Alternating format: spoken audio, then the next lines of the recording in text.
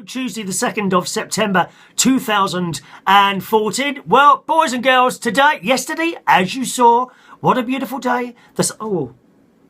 I just feel I hate that, don't you? When any now sort of bends at the ends. 1 minute. Well, I can't stand that. Hang on, that's it. Do you know I've got so many pairs? Better. I've got so many pairs of nail clippers now.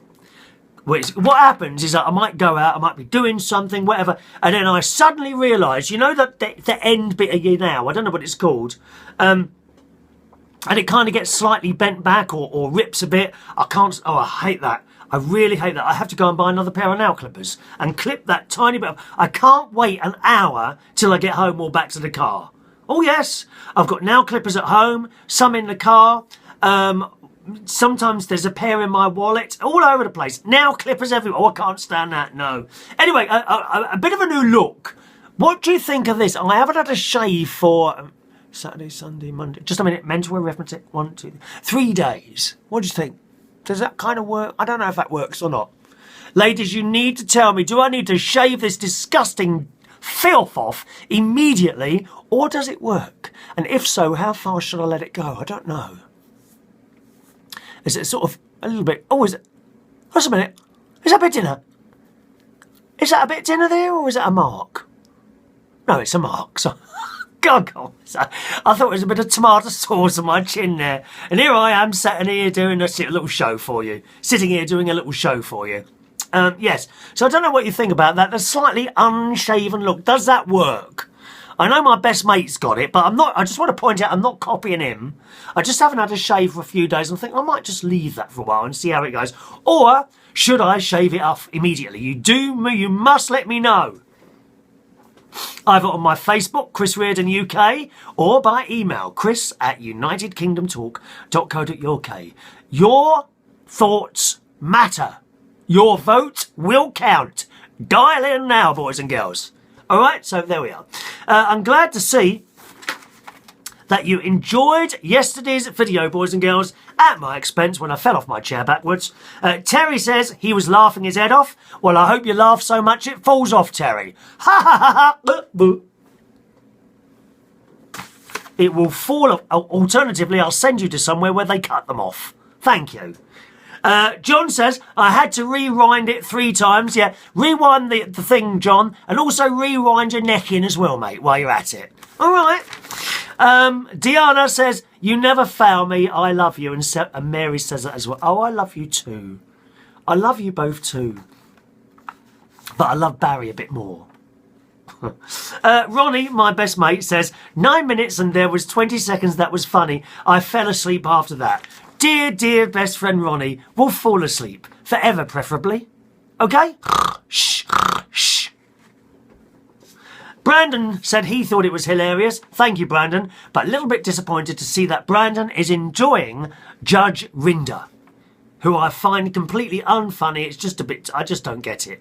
Judge Rinder. We used to have a very good court-type programme here in the UK in the 70s called Crown Court. Does anyone remember that? That was good. It was all very serious and done properly, as it would be done in a court. It wasn't funny. Crown Court. We need to bring that back. Crown Court. And also the Galloping Gourmet. Anyone remember that? With Graham Kerr. Galloping Gourmet. That was good. Eloise says, I must admit I had to watch this twice. Oh, Christopher, you do make me laugh. That's what I'm here for, Eloise, to make you laugh. Incidentally, lovely picture of you, Eloise. But black and white, dear. Black and white. You know, they do some very cheap colour cameras now. Save up a little bit more and get yourself a colour one. Black and white pictures. What's all that about, Eloise? We want to see your full radiance in colour, radiating for all the world to see. I do want to see that. And she also sends me a little article on how to grow lavender. Thank you very much. Ronan says, where is my birthday message, Chris? Well, dear, you know, you need to tell me, Ronan. I don't know when people's birthdays are, do I? And now we've missed it. What are we going to do? Happy birthday to Ronan. Happy birthday to you. Do pay attention, Ronan. If you're going to have a birthday, let me know a couple of days before and I will be pleased to do it for you. Joy says, I'm just now watching your show for tonight. I have to say I laughed so hard when you sneezed. Achoo! Look, I'm not falling back today, though. Achoo! I think, well, I know I wet my pants, but don't tell anyone. Oh, Joyce, have you got to that age now, darling? Are you starting a little bit of leakage here and there, is there? You can get, like, pads for that now, my darling. You know, and it's nothing to be embarrassed about. We all get to a certain age, you know. Sometimes I'm walking along and, you know, someone might, excuse me, mate, and they just point out, oh, sorry, you know, and a little bit has leaked out. And you don't necessarily know about it. You just accept that as a way of life, you know. There's nothing to be embarrassed about, Joyce. And I'm glad, you know, that you can feel that we're all adults here and we can talk about this sort of thing. Thank you. As for Jimmy, your nephew, I'm glad he wasn't hurt in that accident. Yes, I'm glad as well. Oh, you know, if that phone ever... Oh, no, don't even go there. That would do me in, that would. Anyway, apparently, his dad, and I told you he could do these things, his dad has already fixed it. But it cost about 46 quid. And my sister says, do you think we should charge him labour as well? Yes, I do. Teach him a bloody lesson. Joyce says, you're right, there's always a minor accident that happens when young people start driving. Hopefully it will be the only one he has. Yes, I hope he learns from this. Never, ever, I don't know if you're watching this, Jimmy, never, ever take your eyes off the road. If someone's talking to you, you can carry on having a conversation by looking straight at the road. You know, don't turn your head to look at them, because by the time you've turned back again, you've travelled like 200, 300, 400 yards.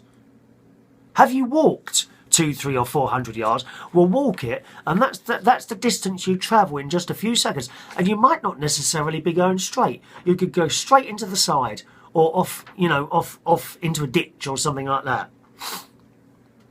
I always remember my mum, my dear mum, ringing me up about 20 years ago. This was, and they'd gone on holiday. She says, "Oh, Christopher, you never guess what happened to us last night." I said, "No, what?" She said, "Dad turned the corner a bit quickly, and we ended up in a ditch." they had to get pulled out by a tractor. Fortunately, you know, in the countryside and places like that, people are quite helpful like that. They are. My niece has gone on holiday at the moment. Actually, she's hired a caravan in Devon, which is a lovely part of the world. I'm going to have a little look up at that and perhaps tell you about it later. And Joyce also loves the garden. Thank you very much. I haven't finished doing that yet. We will carry on doing that. There is another birthday, actually. Betsy. Betsy's birthday was last week. Again, you haven't told me. You must tell me if your birthdays are coming up, if you want me to sing you a little song, or maybe you've got, like, I don't know, other members of your family that might enjoy, like, you writing to me and saying, could you sing happy birthday? And then we can do that in a show, and then you can play that to them. I'm happy to do that. Just send in your birthday details, please, a couple of days before. chris@unitedkingdomtalk.co.uk. All right. Hello to Millie. Millie in Minnesota, who says, I'm so sorry, lovey, but I'm laughing so hard as your chair went over as you sneezed. I needed that laugh too. Thanks, darling. We are here to try and make people laugh, Millie, and forget the dreadful things going around us all the time. And Kelly Witt. Hello, Kelly, darling. Up to north in Lincolnshire near my sister. She says, hilarious. You keep laughing, and Stacey loved it as well. Even Evie laughed. Well, Evie always laughs. She's a happy child, a happy child. We watched it 4 times. Garden looks lovely, dear. Oh, it's so much hard work on that garden. Mary in Camden says, on the subject of sharing your Facebook with your church friends, I don't think you should do it. No, I don't either. How many lives am I leading, for God's sake? Marge says, it was me that was hitting the dislike button on Ron. He's being mean to you. I know it's play. I was just seeing if you were being observant. He needs to be nicer to you, then I won't hit the button. Yeah, that's right, Ron. You be nice to me, you evil child. Disciple of the devil himself. Yes. And Marge sends in this email about Facebook and church. And she says, you'll have to bear with me. I will be blunt but respectful on commenting about people being open to you telling about your Facebook page with your church members. I grew up going to church and know a lot of the Bible. I've been through many religions, from Hare Krishna to Wicca and now mostly Buddhism. However, I'm not Catholic, so I'm assuming it's a bit different to the Protestant version of the faith. I would say, why would you hide anything unless you feel what you're doing is wrong in the first place? Oh, Marge, everything I do is wrong, darling. Everything. I'm such a wrong person. I really am. Wasn't it Jesus, who said, whom among you is without sin, cast the first stone? Come on, chuck your stones at your computers and mobile devices now. The holier than thou attitude, I'm sure, isn't needed in the church. But I'm a very holy person, Marge. I'm very holy. Hail Mary, full of grace. I would assume only sinners go to church, is what I was told when I went there. Oh, yes. Oh, yeah, I'm all these things. I'm holy. I'm everything, Marge. Everything. I am the air that you breathe. I really am. The fact that they told me that every week I was a sinner is why I stopped going. Well, you must have been, Marge. What terrible secrets you must have, dear. I can't wait to hear about them.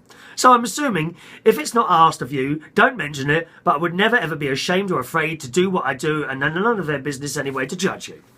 I imagine each go home and do unbiblical things as well. Unbiblical things. I like that expression. I like that. It's not what's the point of confession.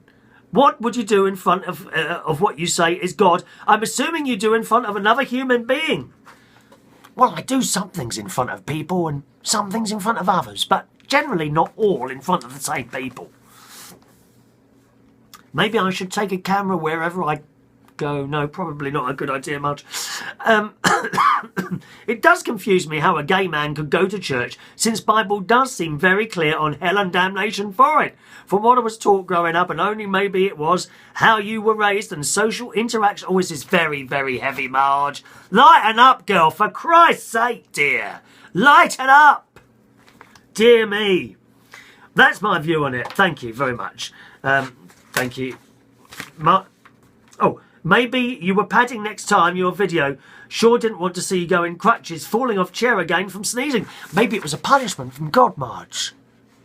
Maybe when I sneezed, God suddenly thought to himself that you've been very bad today. I'm going to push you backwards off your chair. I think that's what it was. I really do, Marge. I think that's what it was. Finally today, I've been seeing lots of statuses on Facebook of, oh, by the way, yes, I know you've noticed I have got the same t-shirt on as yesterday. Basically, I've only just realised that now, you know, when I was talking. And the thing is, I put this on only to do the video yesterday and then took it off again and put another one on. So that's why I've got the same one on twice. Let me just check. No smell there. Thank you very much. Now, what was I saying? Oh, yes. I've been seeing people on Facebook putting on little messages, and often they do this when there's an imminent disaster, saying, oh, be safe out there. Oh, take care. Be safe. Be safe. What do they mean by that? What am I supposed to do to make myself safer? Don't be so bloody stupid. Be safe. No, be more specific. Or stop putting stupid comments on Facebook. Delete yourself and get lost. What does it mean, be safe? How? Do I need to, wrap myself in a bomb-proof suit and walk around the place like that all the time? Eh? What do you mean by be safe? What a stupid thing to put. And if we haven't got enough ISIS to worry about, there's something more, far more dangerous than religious extremists. In the Daily Mail today, and you must promise me not to laugh at this. This is a very serious thing, boys and girls. In the Daily Mail yesterday, an engaged teenager has died after falling into the path of a van while putting up an umbrella. Terrible. She'd been walking along the road when she apparently slipped on the pavement and fell into the path of a car. She'd been trying to put up an umbrella. A gust of wind dragged her into the road. That's it now. You know what the EU are going to do next, don't you? All umbrellas will be banned. Oh, God, the bloody EU. See you tomorrow.